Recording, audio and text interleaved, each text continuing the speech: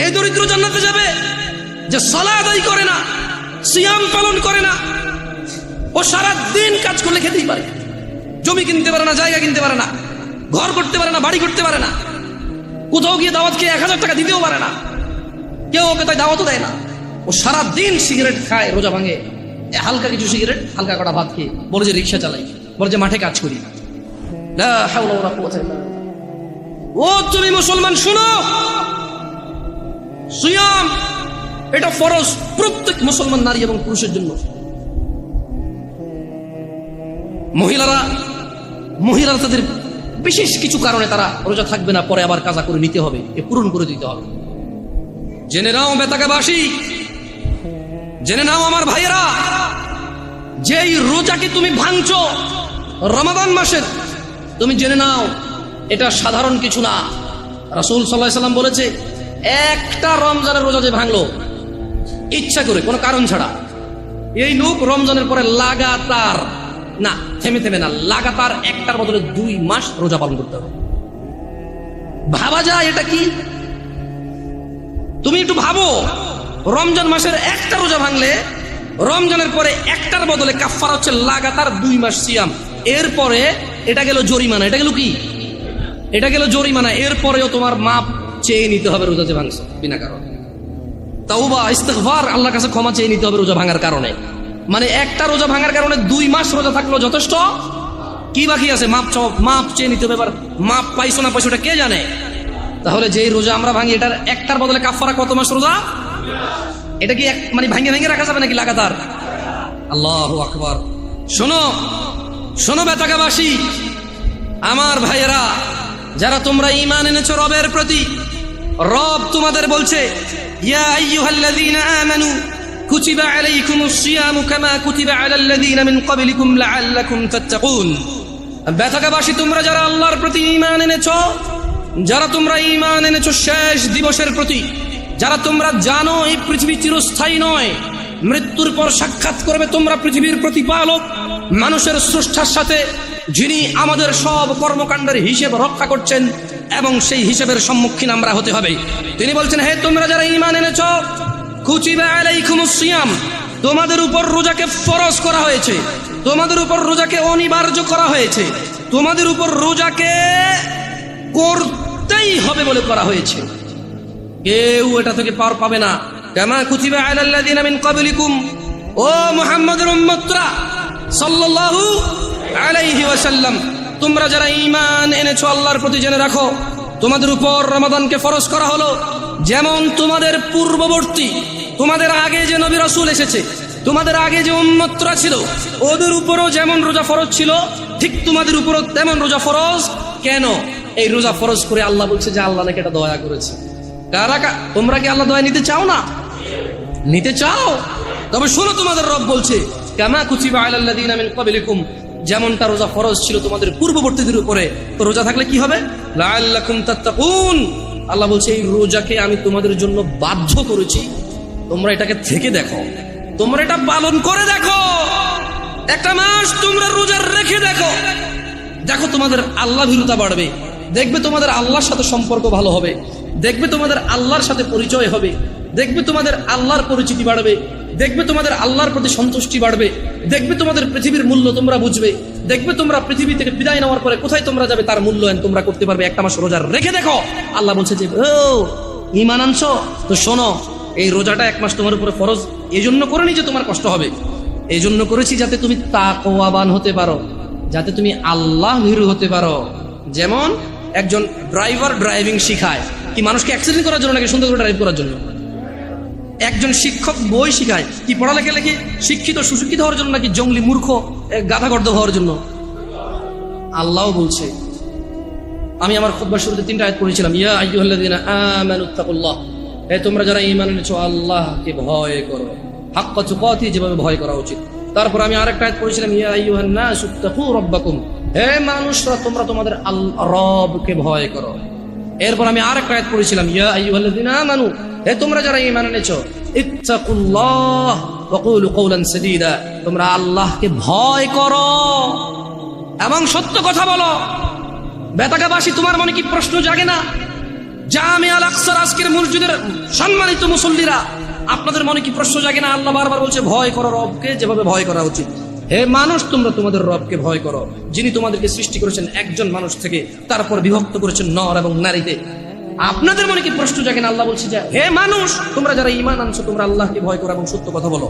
কিভাবে আল্লাহকে ভয় করব? প্রশ্ন জাগে কিনা?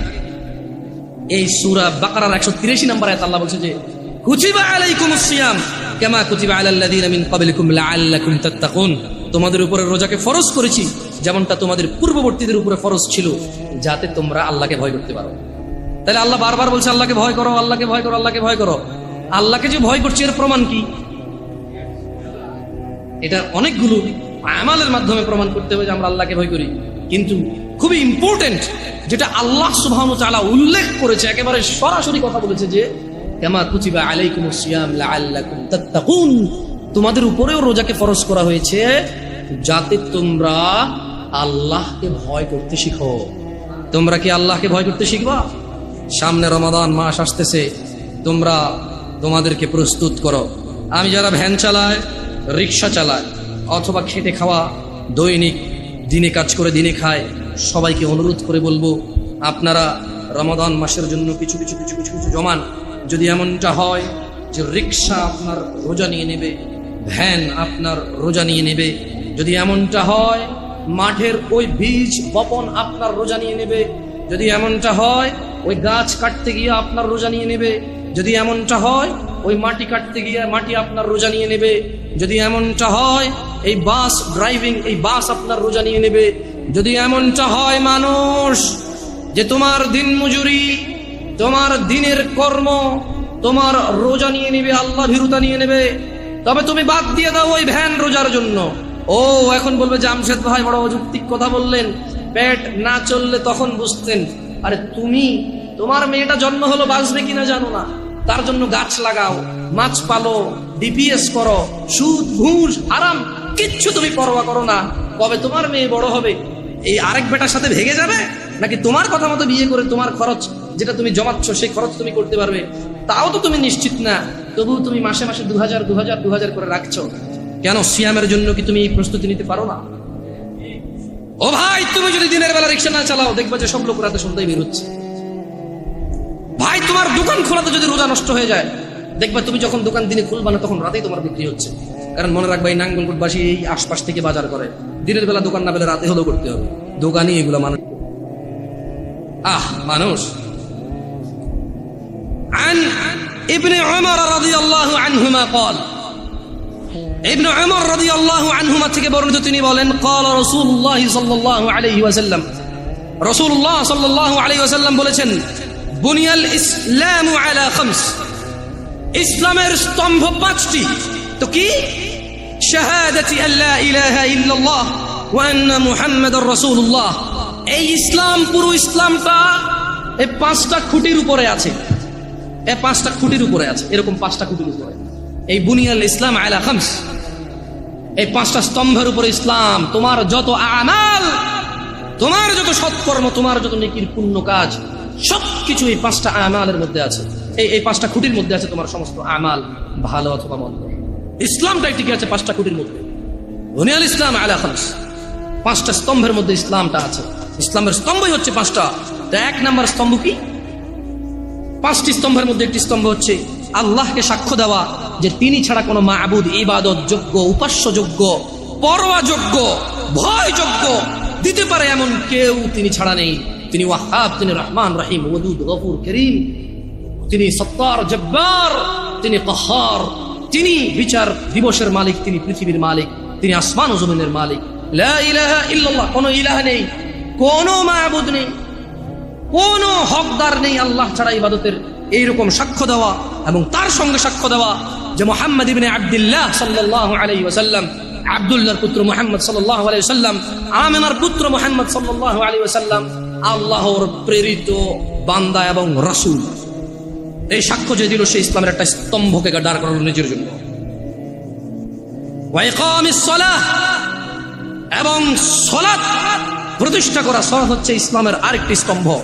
ওয়া ইতাইজ যাকাত, এবং যাকাত প্রদান করা, যাকাত আদায় করা। যাকাত দেওয়া ইসলামের আরেকটি স্তম্ভ, ওয়াল হজ, এবং সামর্থ্যবান হজ করবে, সামর্থ্যবান যাকাত দেবে, ওয়া সাওমি রমাদান। ইয়া নাস, মানুষ ইসলামের স্তম্ভ পাঁচটি। এই পাঁচটি স্তম্ভের মধ্যে অন্যতম একটি স্তম্ভ হচ্ছে ওয়া সাওমি রমাদান, রমজান মাসে সিয়াম পালন করা। তাহলে যে রমাদান মাসে সিয়াম পালন করে না, তার ইসলাম যে পাঁচটি স্তম্ভের উপরে টিকে আছে এটা পড়ে গেল। 5 তালা বিল্ডিং, আরে 5 তালা বাদ দেন, 2 তালা বিল্ডিং। আচ্ছা, এই মসজিদটা কোনো তালা আছে এখন?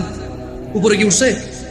এটা যদি পিলার এখন যদি বুলডোজার দিয়ে ভেঙে দেওয়া হয়, এখানে এটার ভিতরে কেউ এসে বসবে এখন নামাজ পড়তে?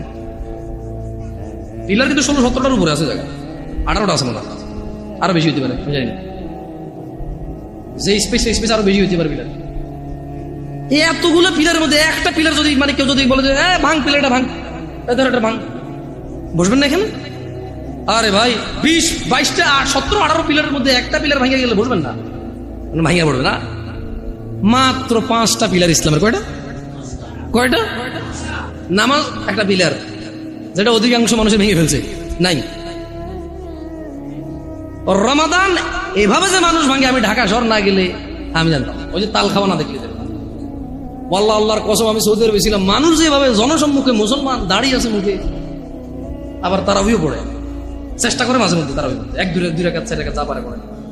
মানুষ যেভাবে সিয়াম মানে তার ইসলামের স্তম্ভটাকে সে নিজে যে ইসলামের উপরে টিকে আছে, সেই ইসলামের স্তম্ভকে যে তার জন্য নিজের জন্য যেভাবে ভেঙে ফেলে, এবং সে স্টিল দাঁড়ায় থাকে, মনে করে হ্যাঁ আরে মরে গেলে কোরআন খতম করে দেবে শেষ জান্নাত। এখানে মানুষ কোরআন পড়ে না, খতম করে। শোনো বেতাগা জামে আল আকসার মুসল্লিরা, যারা তোমরা আজকে দূর দূরান্ত থেকে এসেছো, তোমরা জেনে রাখো, আন জাবির রাদিয়াল্লাহু আনহু, জাবির রাদিয়াল্লাহু আনহু থেকে বর্ণিত, তিনি বলেন, আন্না রাজুলান সাআলা রাসূলুল্লাহ সাল্লাল্লাহু আলাইহি ওয়াসাল্লাম ফাকাল, একজন ব্যক্তি রাসূল সাল্লাল্লাহু আলাইহি ওয়াসাল্লামের কাছে জিজ্ঞাসা করে বলল, আরাআইতা ইযা সাল্লাইতুস সালাওয়াতিল মাকতুবাত ওয়া সামতু রমাদান, বলল যে আমি যদি শুধু ফরজ নামাজ পড়ি। একজন লোক রাসূল সাল্লাল্লাহু আলাইহি ওয়াসাল্লামের কাছে এসে বলল যে ইয়া রাসূলুল্লাহ, আমি যদি শুধু ফরজ নামাজ, মানে যে খুঁটি, ফরজ নামাজ হচ্ছে কি স্তম্ভ, ফরজ নামাজ কি? এই লোকটা বলছে যে আমি দিনে শুধু 17 রাকাত নামাজ পড়ব। সে ভিতির পড়বে এমনটা বলেনি, নফল এগুলা বললে আপনারাও কি ছেড়ে দিবেন নাকি ভিতির নফল? আমি মনে হয় নফল আর ভিতির ছেড়ে দেওয়ার জন্য বলতেছি, ঠিক না? বহুত খারাপ এই হুজুর, ঠিক না? এই যে ইউটিউবে পোলাপান লিখবে তো কি খারাপ হুজুর। আমি ভাই হ্যালো, এটা বেনামাজিদেরকে বলতেছি, যারা নামাজ পড়ে না, তাদের নামাজটা তাদেরকে পরিচয় করে দিচ্ছি। আর ও যখন 17 রাকাত নামাজ পড়বে, ও নিজেই উইতির পড়বে, সুন্নাহ পড়বে, নফল পড়বে, আলহামদুলিল্লাহ। ওর যখন ভালোবাসা চলে আসবে নামাজের সাথে, ও নিজেই এই হুট করে বজু করে 2 রাকাত নামাজ এমনিতে পড়বে ইনশাআল্লাহ। নামাজটাকে ভালোবাসলে ও উদ্বিগ্ন হয়ে যাবে যে জোহর শেষ হয়ে গেলে আসর কখন আসবে। ওর পীড়া যন্ত্রণা শুরু হয়ে যাবে, আসর হয়ে গেল, কি রে 5:30 বাজে আজান দেয় না, কি রে আজান আজকে কটা বাজে রে, 3 মিনিট পেয়ে। আমি দেখছি মানুষ, আপনারা দেখছেন কিনা, মানে হাঁটতেছি বলো যে কি রে 5:30 বাজে আজান দেয় নাকি দিয়ে দিছে।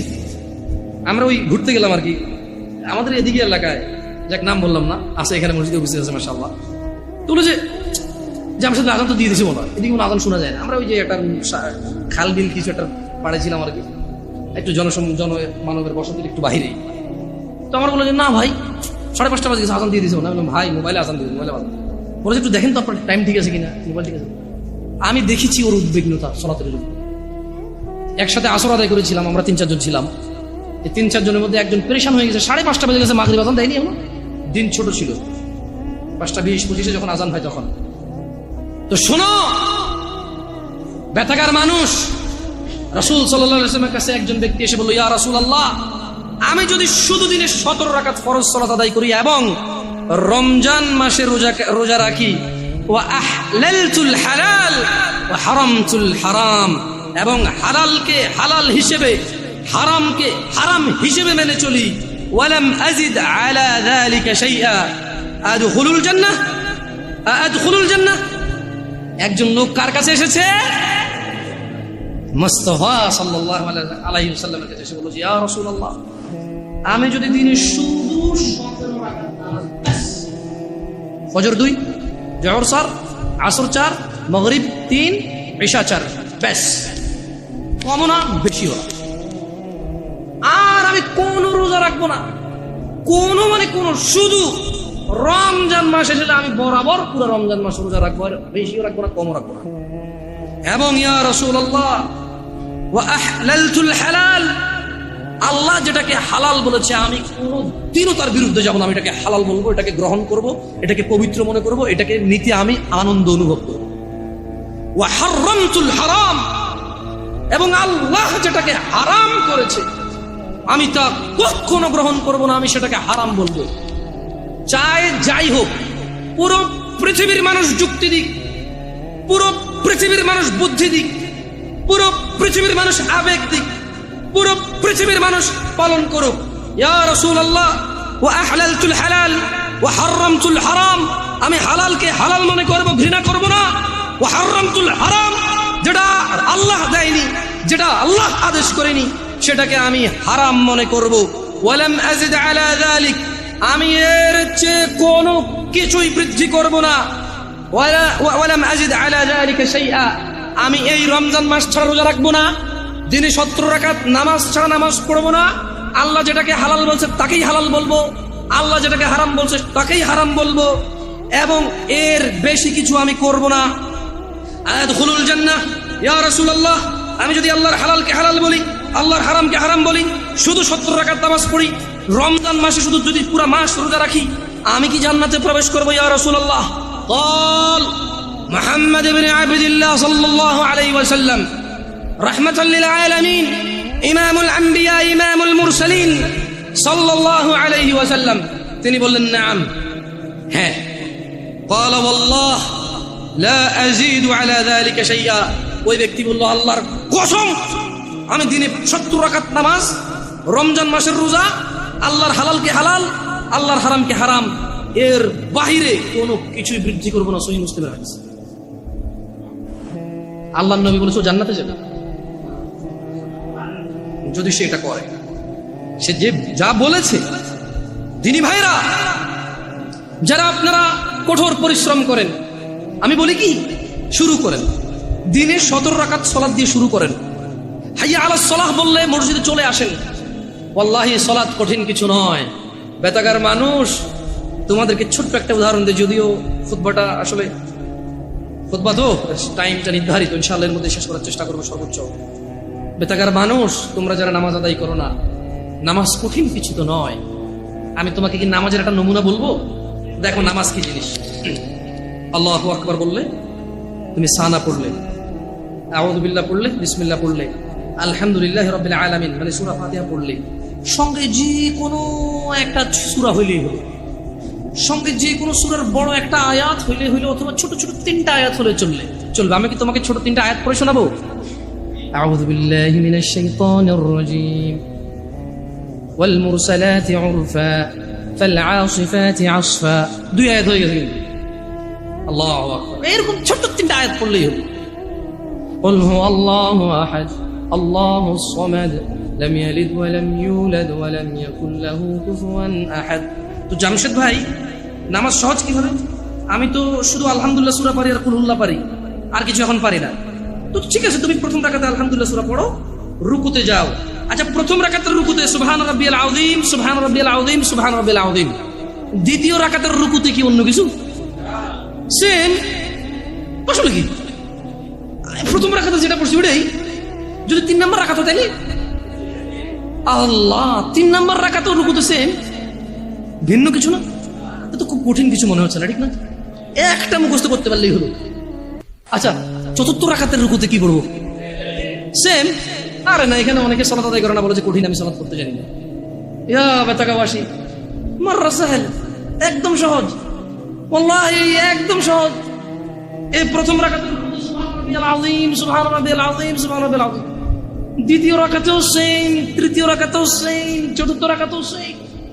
মজার কথা হলো ফরজ নামাজেও সেম, সুন্নত নামাজেও সেম, নফল নামাজেও সেম নাকি? ইয়া আল্লাহ আল্লাহ আল্লাহ আল্লাহ, লা ইলাহা ইল্লাল্লাহ, লা ইলাহা। ঈদের নামাজও সেম। ওয়াল্লাহ ঈদের জন্য স্পেশাল কিছু হবে না। এই সুবহান রাব্বিল আযীম, নফল, সুন্নত, ফরজ, একবারে যত নামাজে মানুষ রুকুতে যায় সেম এটা পড়ে সুবহান রাব্বিল আযীম। তাহলে এটা কি কঠিন কিছু? আচ্ছা, দ্বিতীয় রাকাতের শুরুটা কি দিয়ে হবে? সূরা বাকারা দিয়ে। হ্যাঁ, প্রথম রাকাতে আলহামদুলিল্লাহ সূরা পড়ছেন না? সূরা আল মায়েদা দিয়ে হলে মনে ভালো হয়। কঠিন, অনেক কঠিন, বিশাল বড় সূরা।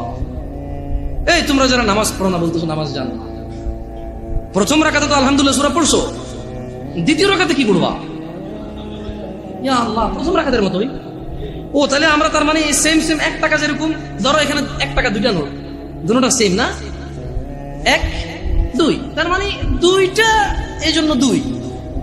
তার মানে সালাত 1 রাকাত যেভাবে পড়ে 2 রাকাতও 3 রাকাতও, জাস্ট বারবার রাকাতের কারণে সংখ্যা কাউন্ট করা হয়। যেমন ফজর 2 রাকাত পড়ে 2 পড়া হয়, জোহর 4 রাকাত পড়ে 4 পড়া হয়, মাগরিব 3 পড়া হয়। বেতাকে বাসে কি বুঝতে পারছো নামাজ কঠিন কিছু না? আচ্ছা, আরেকটা প্রশ্ন, ফরজ নামাজে বৈঠকে আত্তাহিয়াতু পড়ি, সুন্নত কি পড়া লাগবে?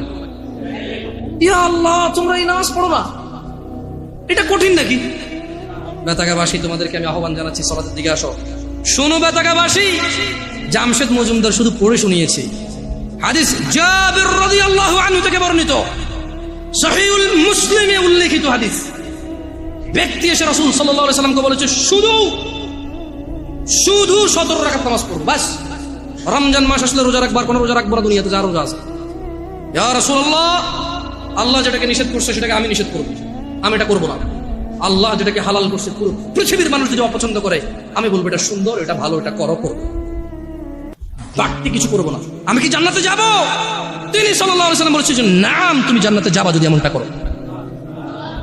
যারা আপনারা অভাবের দোহাই দিয়ে সালাত আদায় করেন না, আপনাদেরকে বলে রাখি, ঈশার নামাজ 15 রাকাত নয়, ঈশার নামাজ মাত্র 4 রাকাত। আমি এই আমার নাঙ্গলকোটে আমার গ্রামে এসে মুরব্বীদেরকে জিজ্ঞেস করেছি, বলেছি যে ঈশার নামাজ 15 রাকাত কিভাবে? বললাম, দাদা ঈশার নামাজ কেমনে 15 রাকাত? বড় সুন্নত সাহেব, ফরজ সাহেব কত হয়েছে? বললাম 8। কত দর সুন্নত 2 রাকাত কত হয়েছে? বললাম 10। নফল 2 রাকাত দর। বললাম, দাদা এটা ধরতে না কাকা, নফল কেন ঈশা দর নাই? নফল তো নফল নিজেই নামাজ, এটা ঈশা কেন?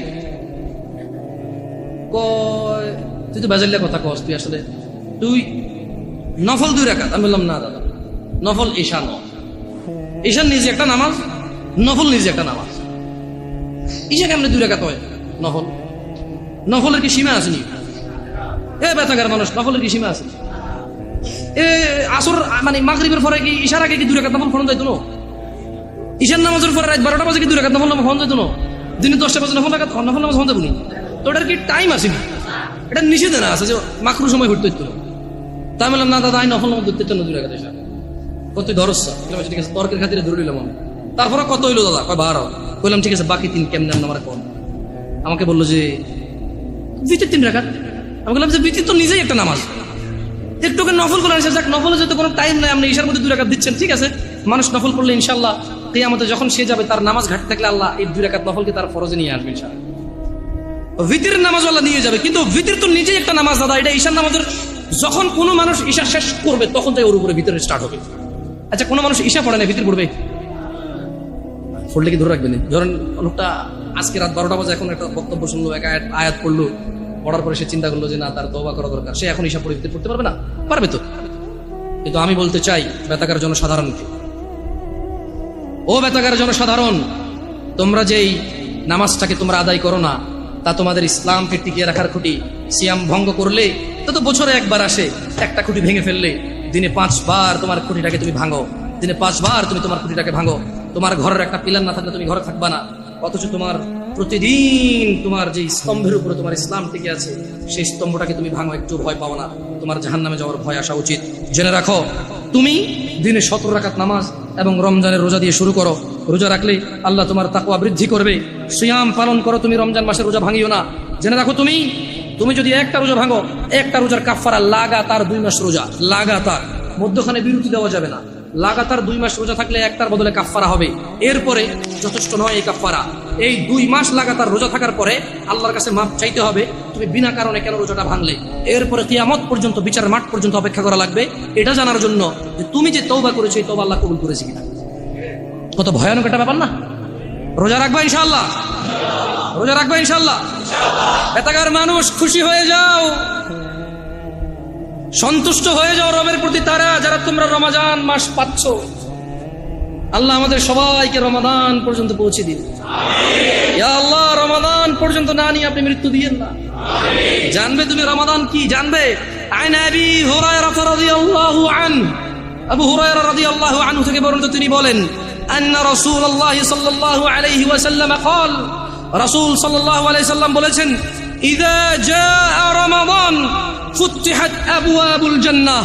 ও মানুষ শুনে নাও, আবু হুরায়রা বলছে মুহাম্মদ সাল্লাল্লাহু আলাইহি ওয়াসাল্লাম বলেছে, ইযা জাআ রমাদান, যখন রমাদান মাস আসে, আল্লাহ আল্লাহ আল্লাহ আল্লাহ, ফুতিহাত আবওয়াবুল জান্নাহ, আবওয়াবুল জান্নাহ, জান্নাতের দরজা খুলে দেওয়া হয়। ওয়া গুলিকাত আবওয়াবুন নার, জাহান্নামের দরজাকে বন্ধ করে দেওয়া হয়। আলহামদুলিল্লাহ, ইয়া আল্লাহ, কি মাস এটা, ইয়া আল্লাহ, আরে কি মাস, সুবহানাল্লাহ সুবহানাল্লাহ। জান্নাতের দরজা খুলে দেওয়া হয়, জাহান্নামের দরজা বন্ধ করে দেওয়া হয়। ওয়া সুফিদাতিশ শায়াতিন, এবং দুষ্ট জিনদেরকে বন্দী করে ফেলা হয়। রোজা যে ভাঙছো, শয়তানের তো দোষ দিতে পারবে না।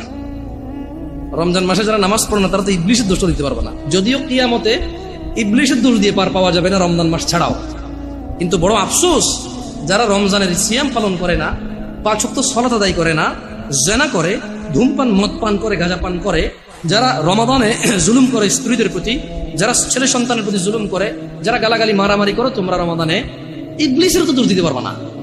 তাহলে মেনে নাও, মিনাল জিন্নাতি ওয়ান নাস, শয়তান দুই রকম, একটা মানুষ শয়তান, একটা জিন শয়তান। এই রমাদান আসলে বোঝা যায় কোনটা মানুষ শয়তান। ইবলিশ শয়তান তো দেখা যায় না, মানুষগুলো দেখা যায়। আল্লাহ মাফ করুন, আল্লাহ আমি তিরস্কার করে বলছি না, দেখা যায়। আল্লাহ ক্ষমা করে হিদায়াত দান করুন আমাদেরকে। শুনে নাও, শুনে নাও, বেতাকাবাসী আন আবি হুরায়রা রাদিয়াল্লাহু আনহু ইয়াকুল, আবু হুরায়রা রাদিয়াল্লাহু আনহু থেকে বর্ণিত, তিনি বলেন, قال রাসূলুল্লাহ সাল্লাল্লাহু আলাইহি ওয়াসাল্লাম قال, রাসূল সাল্লাল্লাহু আলাইহি ওয়াসাল্লাম বলেছেন, কুল্লু আমালি ইবনি আদম লাহু ইল্লা সিয়াম, যত আমল আছে বনি আদমের সব কিছু তার নিজের জন্য, ইল্লা সিয়াম, সিয়াম ব্যতীত, ফাইন্নাহু লি, কেননা সিয়াম আল্লাহর জন্য, ওয়া আনা আজজি বিহি, আল্লাহ বলছে আমি নিজে সিয়ামের প্রতিদান দান করব। তোমার সালাত, তোমার যাকাত, তোমার হজ, তোমার সাদাকা, আল্লাহ সুবহানাহু ওয়া তাআলা বলছে কুল্লু আমালি ইবনি আদম লাহু, সব ভালো কাজ বনি আদমের তার জন্য, ইল্লা সিয়াম, রোজা ছাড়া, ফাইন্নাহু লি, আল্লাহ বলছে যে রোজা হচ্ছে আল্লাহর জন্য, ওয়া আনা আজজি বিহি, এবং আমি মানে আল্লাহ নিজে রোজার প্রতিদান দান করবে, কেউ দিতে পারবে না। তোমরা কেউ মিস করি না এটাকে। ওয়াসিয়ামুল জুন্নাহ, মনে রাখবে রোজা হচ্ছে ঢাল স্বরূপ। ওয়া ইযা কানা ইয়াউমু সাওমি আহাদিকুম ফালা ইয়ারফুস ওয়ালা ইয়াসখাব, সিয়াম পালনের দিন তোমাদের কেউ যেন অশ্লীলতায় লিপ্ত না হয় এবং ঝগড়া বিবাদ না করে। ফাইন সাবাহ আহাদুন আও আও আও কাতালাহ ফালইয়াকুল ইন্নী আমরুন সিয়াম, ইন্নী আমরুন সিয়াম। যদি কেউ তাকে গালি দেয়, তোমাদের মধ্যে যদি কাউকে কেউ গালি দেয় অথবা ঝগড়া করে, সে যেন বলে আমি ঝগড়াও করবো না, গালিও দিব না, আমি সিয়াম। কারণ সিয়াম কার জন্য? সব আমল কার জন্য? সব আমল কার জন্য? নিজের জন্য। সিয়াম কার জন্য? সিয়ামের প্রতিদান কে দিবে? আল্লাহ তাআলা দিবে। শোনো, রমাদান আসতেছে, মানুষ রমাদান মাস জান্নাতের দরজা খুলে যায়, জাহান্নামের দরজা বন্ধ করে দেওয়া হয়, শয়তানদেরকে বেঁধে ফেলা হয়। মানুষ, রমাদান মাসে কোরআন নাজিলের মাস, তোমরা কোরআনুল কারীম শিক্ষার একটা ব্যবস্থা গ্রহণ করো, এই রমাদান মাসকে তোমরা কাজে লাগাও। আমি এই বলে আমার খুতবা শেষ করব ইনশাআল্লাহ তাআলা। ইন্নাল্লাহা ওয়া মালাইকাতাহু ইউসাল্লুনা আলান নবী ইয়া আইয়ুহাল্লাযীনা আমানু সাল্লু আলাইহি ওয়া সাল্লিমু তাসলিমান কাসীরা। আল্লাহুম্মা সাল্লি আলা মুহাম্মাদ ওয়া আলা আলি মুহাম্মাদ কামা সাল্লাইতা আলা ইব্রাহিম ওয়া আলা আলি ইব্রাহিম ইন্নাকা হামিদুম মাজিদ। আল্লাহুম্মা বারিক আলা মুহাম্মাদ ওয়া আলা আলি মুহাম্মাদ কামা বারাকতা আলা ইব্রাহিম ওয়া আলা আলি ইব্রাহিম ইন্নাকা হামিদুম মাজিদ। আল্লাহ সুবহানাহু ওয়া তাআলা আমাদের সবাইকে রমাদানের নেকি অর্জন করার তৌফিক দান করুন। আল্লাহ তাআলা আমাদেরকে রমাদানের পূর্বে যে কয়দিন সময় আছে, রমাদান নিয়ে চিন্তা ভাবনা এবং একটা প্রস্তুতি নেওয়ার সুযোগ দান করুন। তিনি আমাদেরকে তৌফিক দান করুন। রমাদান মাস উপলক্ষে তিনি আমাদের ভিতরে কোরআনুল কারীমকে গেড়ে দিন, তিনি আমাদের কোরআনের জ্ঞান বৃদ্ধি করে দিন, তিনি আমাদের রিজিক বরকত দান করুন, তিনি আমাদের সুস্থ এবং সবল রাখুন, তিনি আমাদের জীবন ধন সম্পদের নিরাপত্তা দান করুন। আল্লাহ, আপনি রমাদান পর্যন্ত আমাদেরকে পৌঁছে দিন। আল্লাহ, আপনি অনেকগুলো রমাদান আমাদের লাইফে, আমাদের নসিবে আপনি তৌফিক দান করুন। ইয়া আল্লাহ, ইয়া আল্লাহ, রমাদান যত কল্যাণ আছে সবগুলো আপনি আমাদেরকে দান করুন। ইয়া আল্লাহ রমাদানে যত তাকওয়া আছে আপনি আমাদেরকে দান করুন। ইয়া আল্লাহ রমাদানে মানুষ যতটুকু উপকৃত হওয়া সম্ভব আপনি আমাদেরকে ততটুকু উপকৃত করুন। ইয়া আল্লাহ আপনি আমাদের জ্ঞান বৃদ্ধি করে দিন, আপনি আমাদের কোরআনুল কারীমের জ্ঞানী তৈরি করুন। ইয়া আল্লাহ আপনি আমাদের কোরআনুল কারীমের জন্য জিহ্বাকে সহজ করে দিন। আল্লাহ আমাদের জিহ্বার জড়তা দূর করে দিন। আল্লাহ আমাদের বক্ষ প্রশস্ত করে দিন। আল্লাহ আমাদের মৃতদেরকে আপনি ক্ষমা করুন। আল্লাহ আপনি আমাদের জীবিতদেরকে ক্ষমা করুন এবং